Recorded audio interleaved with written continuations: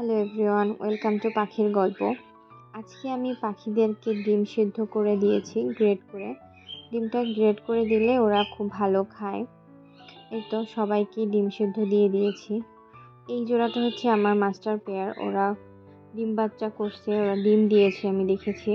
আজকে এই জন্য ওদের বক্সটা আমি চেক করব যে ওদের ডিমের কি অবস্থা।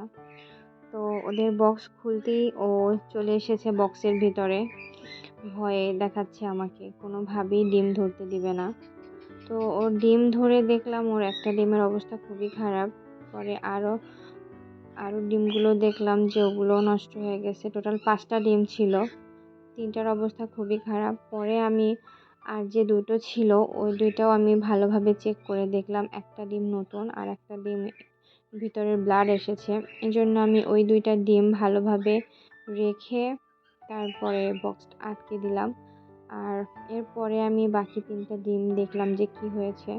পরে দেখলাম যে একটা ডিমের ভিতরে বাচ্চা ছিল, বাচ্চা হয়তো ফুটে বের হতে পারেনি বা কোনো কারণে মারা গেছে ডিমের ভিতরেই।